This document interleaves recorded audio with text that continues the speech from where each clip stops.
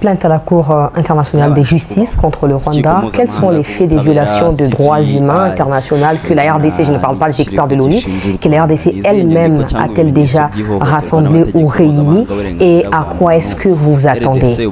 Non, ça veut dire qu'il faut d'abord savoir qu'à la Cour internationale des justices, c'est l'institution judiciaire instituée par les Nations Unies. C'est un organe qui juge des contentieux entre les États. Et c'est le Rwanda qui sera condamné. On ne va pas condamner un pays à des peines de prison, mais ils peuvent être condamnés pour des réparations, pour des crimes qui sont commis. Comme vous avez fait pour l'Ouganda au début du mandat du chef de l'État? Oui, bien sûr, comme on a fait pour l'Ouganda. Et donc ici, la démarche a été et le produit d'un travail de 3 ans. Nous disposons d'une task force, madame. Quand je vous parle du front judiciaire, même l'action que nous avons engagée contre Apple, qui touche à la fois au front économique, médiatique et judiciaire, elle est conduite par une task force. Évidemment, c'est chapeauté par le ministre de la Justice, mais nous avons des experts, comme le prof Yvon Mingachan, le prof Sylvain Loumou, encore le prof Toumbalora. Et pendant 3 ans, ils ont fait un travail de collecte des données qui viennent de nos services, mais qui viennent aussi des rapports. Vous avez suivi Global Witness faire un rapport récemment sur les pillages économiques. Vous avez suivi Human Rights Watch faire un rapport sur les enfants qui sont enrôlés dans l'armée, les forces. Et tous ces éléments nous ont servi pour étoffer la requête. Dans notre requête déposée à la Cour internationale de justice, nous voulons obtenir des condamnations du Rwanda pour plusieurs faits, notamment des crimes de guerre, parce que quand vous attaquez à des écoles, comme actuellement, vous avez vu qu'à Minembwe, ils utilisent des ambulances, du matériel médical pour transformer du matériel militaire et commettre de crimes. Ça, c'est des crimes de guerre. Les crimes des génocides, on les a recensés. N'oubliez pas que nous avons le FONAREF qui travaille aussi dans les mêmes esprits. Et donc, nous avons croisé nos intelligences, nous avons étoffé des dossiers que je pourrais vous partager pour lire en long et en large, pour comprendre que la plainte que nous avons déposée devant la Cour, nous sommes sûrs qu'elle produira les résultats escomptés pour que le Rwanda puisse être condamné. Et ce n'est pas seulement à la Cour internationale de justice que nous allons. Tout récemment, les experts de l'ONU ont révélé que Joseph Kabila, ancien président de ces pays, qui a déjà été condamné par la justice congolaise, pourrait prendre la tête du M23 officiellement cette fois. Le gouvernement congolais a-t-il des éléments qui corroborent ces genres d'affirmations? Et dans les cas où vous en avez, est-ce que le fait pour Kabila de prendre la tête du M23 pourrait avoir quel impact sur la condamnation qui a déjà eu lieu? Le président de la République avait dit ça en août 2024, que l'AFC c'est lui. Beaucoup avaient douté, mais le président de la République, c'est, je crois, l'homme le plus informé du pays. Et les faits qui ont suivi lui ont donné raison.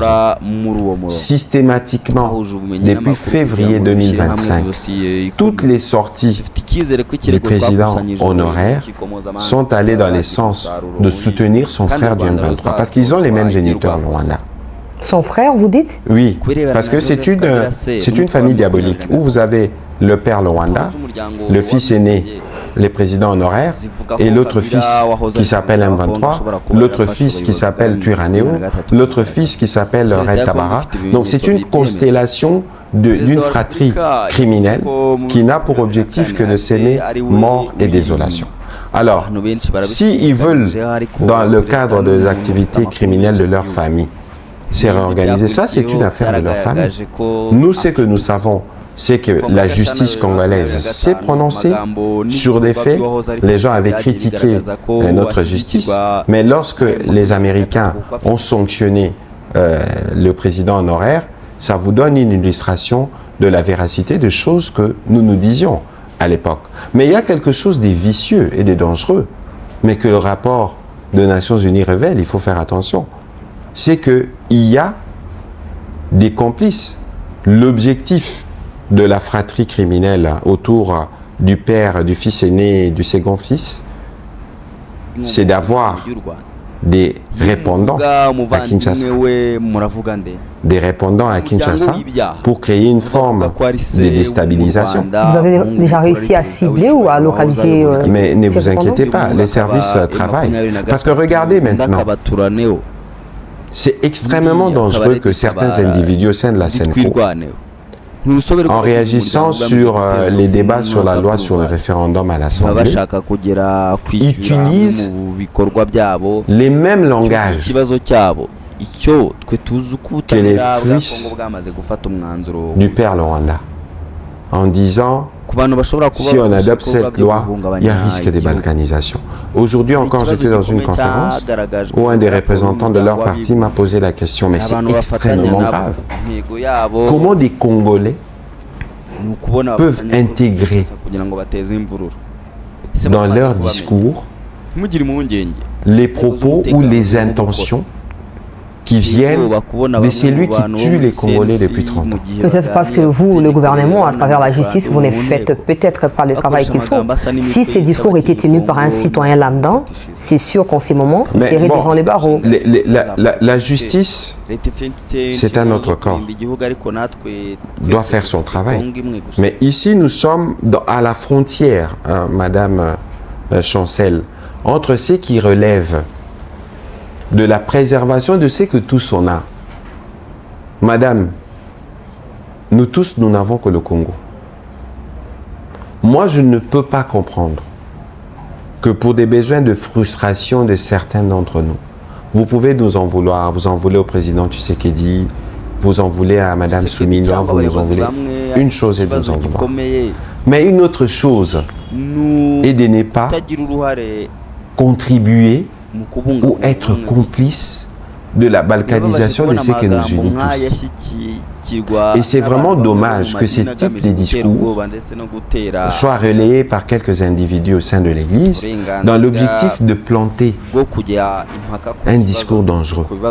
Nous sommes en droit, madame, de débattre. Et d'ailleurs, sur cette question de la Constitution, parce que c'est ça le sujet.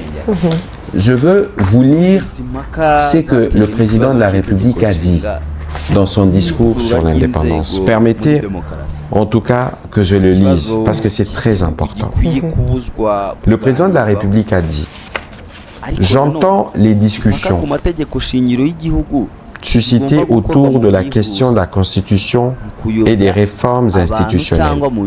Dans une démocratie, aucune question d'intérêt national ne doit être confisquée ni interdite des réflexions.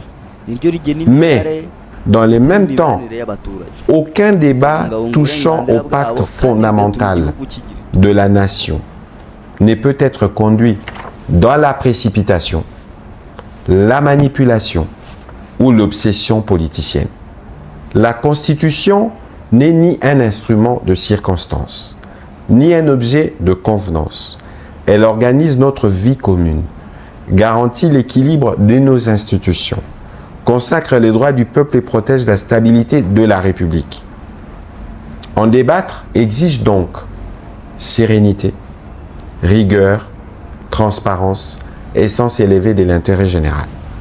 Ma responsabilité comme chef de l'État et garant de la nation est de veiller à ce que les débats engageant l'avenir du pays se tiennent dans le respect de la Constitution, de l'état de droit, des institutions et de la souveraineté populaire.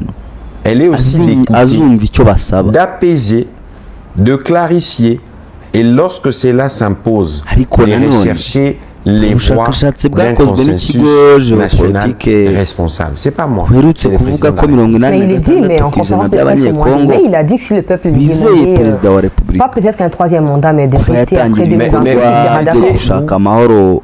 Dans la salle, on lui a posé une question. Il y a un sondage qui est sorti de Géopol ici il y a qui dit que 86% des Congolais ont confiance au président de la République. Je viens de vous donner un petit aperçu depuis que le président de la République s'est engagé pour le retour de la paix. Ça fait 4 ans. Les Congolais ont confiance en lui. 86%. Auprès des